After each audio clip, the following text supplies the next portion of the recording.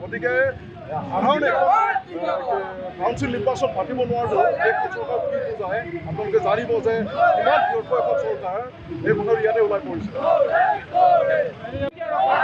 সুৰক্ষা কৰিব নোৱাৰে তেতিয়াহ'লেতো আমি ৰাজপথ আহিবই লাগিব। গতিকে আমাৰ আন্দোলন ন্যায্য আন্দোলন।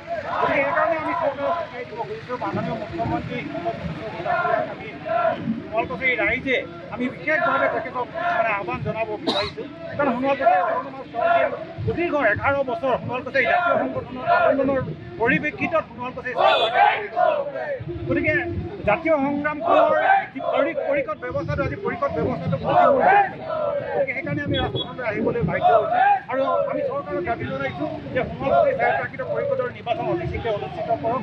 আমাক কোনো অন্তৰ্বৰ্তী পৰিষদ নালাগে। যদি অন্তৰ্বৰ্তী পৰিষদ গঠন কৰে তেতিয়াহ'লে আমি মানি নলওঁ। আৰু তৃতীয় কথা সোণোৱাল কছাৰী স্বায়ত্তশাসিত পৰিষদৰ যি ছিল সাংবিধানিক সুৰক্ষা যি সাংবিধানিক গেৰাণ্টি শাসন ব্যৱস্থা এই শাসন ব্যৱস্থা পাবৰ কাৰণে আমি সংগ্ৰাম কৰি আছোঁ। এই ক্ষেত্ৰত তেখেতসকলে আচলতে আমাক এৰাই চলিছে এই জাতীয় সংগ্ৰামখনক আচলতে আঁতৰাই ৰাখিছে। গতিকে আমি সেইকাৰণে ৰাজপথলৈ আহিবলৈ বাধ্য হৈছোঁ।